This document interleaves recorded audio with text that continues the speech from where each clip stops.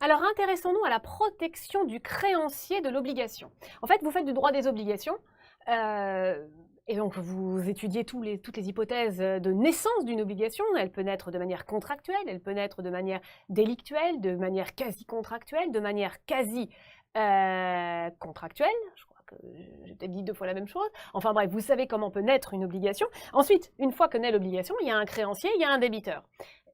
Le créancier, il faut le protéger. Il y a plusieurs manières de le protéger, et notamment, on va voir qu'il y a deux hypothèses qui permettent de le protéger contre soit la fraude de son débiteur, soit l'inaction de son débiteur, qui sont l'action oblique et la fraude polienne. On commence par l'action oblique. Il faut bien distinguer les deux hypothèses pour ne pas se tromper. Les conditions sont différentes, les effets sont différents. Je commence donc, et vous avec moi, par l'action oblique. Alors, voyons les conditions de l'action oblique. Il y en a plusieurs, mais en fait, c'est assez simple, il n'y a qu'un seul article. C'est l'article 1341-1 du Code civil.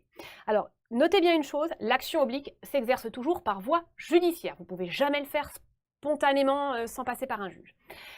On a donc un défendeur et un demandeur dans le cadre du procès. Qui est demandeur? Qui est défendeur? Le demandeur, c'est pas compliqué, c'est le créancier, c'est celui qui veut être payé. Mais attention, le défendeur n'est pas son débiteur. Il n'agit pas contre son débiteur. Il va agir contre le débiteur de son débiteur.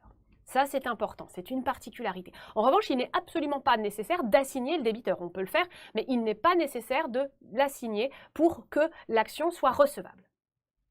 Alors ensuite, pour que vous agissiez dans le cadre d'une action oblique, il faut évidemment que vous justifiez, que le créancier justifie d'une créance. Et cette créance, donc qu'elle soit contractuelle, délictuelle ou autre, elle doit remplir certaines conditions. D'abord, elle doit être certaine.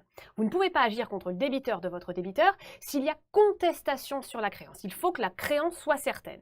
Il faut aussi que cette créance soit liquide, c'est-à-dire qu'on sache en évaluer le montant. Et il faut aussi que cette créance soit exigible. C'est-à-dire que si elle est à terme et que le terme n'est pas encore échu, c'est-à-dire que si la créance, vous ne pouvez l'exiger que dans 6 mois, vous n'allez pas agir maintenant. Donc créance certaine, créance liquide, créance exigible, c'est fondamental. Ensuite, il n'y a pas qu'une condition tenante à la créance.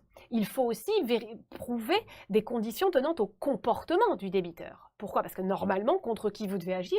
Contre votre débiteur. Donc il faut justifier pourquoi vous n'agissez pas contre votre débiteur, mais contre le débiteur de votre débiteur. Il faut démontrer que votre débiteur est négligent. C'est-à-dire qu'il a lui-même des débiteurs et qu'il néglige d'agir contre eux.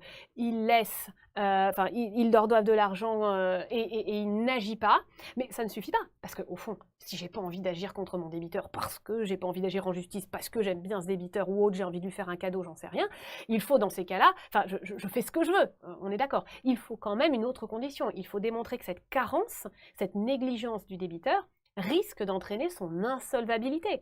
C'est ça, il faut que le créancier démontre que comme il n'agit pas, du coup il n'a pas d'argent et moi je ne vais pas être payé. Donc là, je trouve quand même un peu fort de café qu'à moi il me doit 2 000 euros, mais il y a quelqu'un qui lui doit 10 000 euros. Si ce quelqu'un lui avait payé ses 10 000 euros, ben moi il pourrait me payer mes 2 000.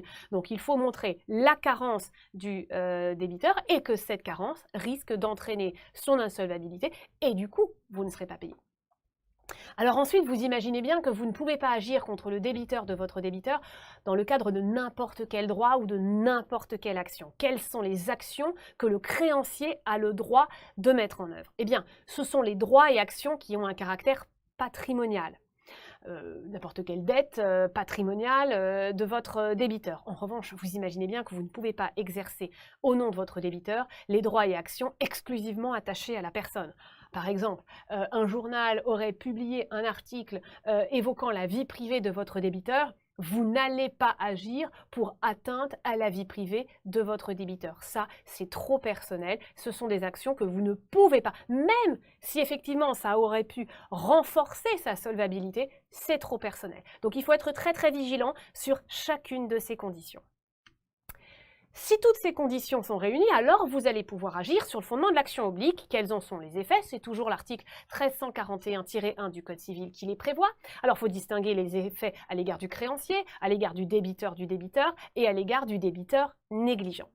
Alors à l'égard du créancier, C'est lui qui agit, mais finalement, c'est pas si intéressant que ça pour lui, parce qu'il ne faut pas imaginer qu'il va être payé directement. L'argent, il ne va pas le chercher entre les mains du débiteur C'est-à-dire que l'action, si elle aboutit, eh bien, ça va tout simplement avoir pour effet que la dette du débiteur va intégrer le patrimoine du débiteur. Vous avez agi pour votre débiteur. C'est lui qui va récupérer l'argent parce que c'est son argent.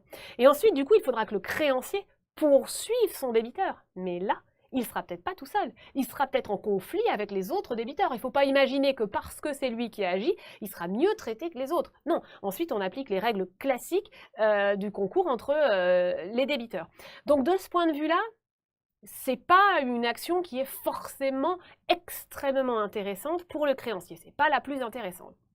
Alors ensuite, quels sont les effets à l'égard du débiteur Eh bien, le débiteur du débiteur va pouvoir opposer au créancier toutes les exceptions qu'il aurait pu opposer à l'égard de son propre créancier, c'est-à-dire à l'égard du débiteur négligent, notamment la prescription de sa créance, par exemple. Donc, en plus, non seulement vous agissez un peu pour vous et pour tous les autres créanciers, Pardon, je reviens juste sur ce que j'ai écrit. J'ai écrit « il sera en concours avec les autres débiteurs ». Il n'est pas en concours avec les autres débiteurs, il sera en concours avec les autres créanciers du débiteur négligent, d'accord Transformez ça. Alors ensuite, au niveau, donc je reprends, des effets de l'action oblique à l'égard du débiteur Eh bien, il va pouvoir opposer au créancier dans le cadre de l'action oblique toutes les exceptions qu'il aurait pu invoquer à son propre créancier, à savoir au débiteur négligent, et notamment la prescription. Enfin, à l'égard du débiteur négligent, il n'est pas du tout dessaisi de son action. Il peut très bien se réapproprier l'action et dire « Eh attends, c'est moi le créancier, c'est moi qui vais agir ». Il peut aussi décider de céder sa créance ou il peut décider de transiger. Donc on ne l'a pas dessaisi. Donc c'est une action intéressante, mais c'est quand même pas l'action la plus intéressante pour le créancier qui veut vraiment être payé, puisqu'il va se voir opposer les exceptions que le débiteur du débiteur aurait pu opposer à son débiteur négligent, et puis surtout ensuite, il faudra qu'il agisse contre son débiteur et il se retrouvera en concours avec les autres éventuels créanciers de son débiteur. Envisageons l'action polienne qui a des effets plus radicaux, mais du coup des conditions plus strictes, vous l'imaginez bien.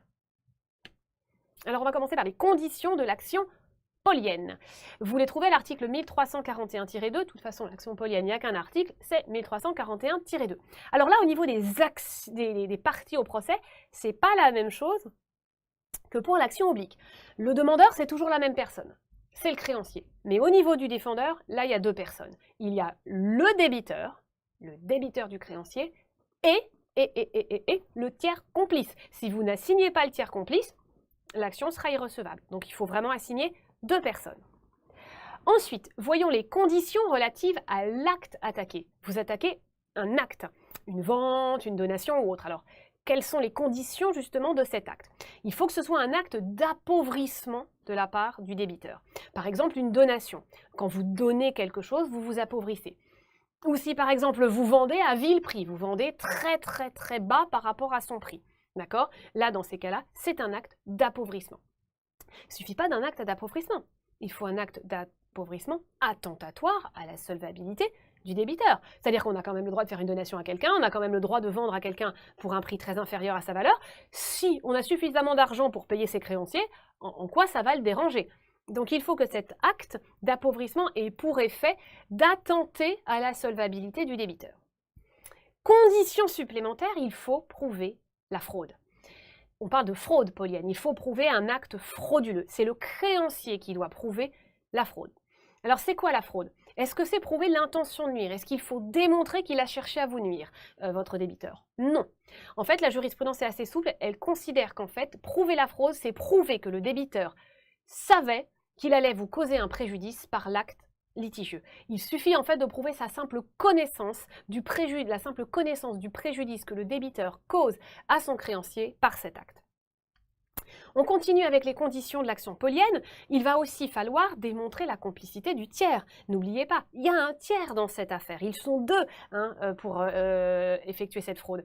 Et donc, il va falloir démontrer la fraude. Alors attention, la complicité du tiers. La jurisprudence simplifie, puisque si c'est un acte à titre gratuit, par exemple une donation, en fait, elle va considérer que la complicité du tiers est présumée. Il n'est pas nécessaire de la prouver, et c'est même une présomption irréfragable. En revanche, si c'est un acte à titre onéreux, là, il faudra démontrer la complicité du tiers. Et en fait, la complicité, c'est exactement la même chose que les mêmes conditions que pour le débiteur. Il faut démontrer qu'il avait connaissance du préjudice causé au créancier. Alors enfin, il faut aussi vérifier les conditions relatives à la créance protégée. Puisque si vous agissez, c'est que vous êtes créancier, donc vous devez avoir une créance. Vous n'allez pas agir, vous n'allez pas reprocher à une personne d'avoir fait des donations si cette personne ne vous doit rien. Donc il faut qu'il y ait une créance, et cette créance, elle doit être certaine. C'est trop grave, l'action polienne, pour que vous puissiez agir si vous avez une créance qui est contestée. Bon.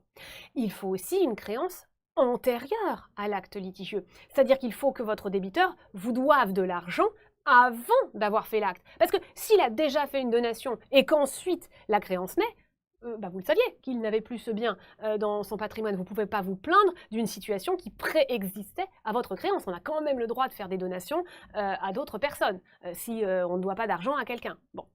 Ensuite, il n'est pas nécessaire cependant, contrairement à l'action oblique, que la créance soit liquide et exigible au moment de l'acte frauduleux. En revanche, il faudra qu'elle le soit au moment du jugement. Si toutes ces conditions sont réunies, on va voir les effets de l'action polienne qui sont beaucoup plus forts que les effets de l'action oblique, d'où les conditions plus rigoureuses. Ces effets, vous les trouvez à l'article 1341-1. L'acte frauduleux est valable. On ne va pas annuler, on ne va pas remettre en cause la donation ou la vente à vil prix, on ne va pas le remettre en cause. Mais la sanction qui est très forte, c'est que cet acte sera inopposable au créancier. C'est-à-dire que pour lui, l'acte n'existe pas. Donc le bien va rester dans le patrimoine du tiers, puisque l'acte est valable, ce qui fait que, puisqu'il ne réintègre pas le patrimoine du débiteur, il n'y a pas de risque que les autres créanciers du débiteur viennent le saisir. En cela, vous êtes bien plus avantagé que dans l'action oblique. Mais du coup, comme pour vous, l'acte de vente ou autre vous est inopposable, eh bien ce bien pour vous, il appartient toujours à votre débiteur, et donc vous pouvez aller le saisir là où il est.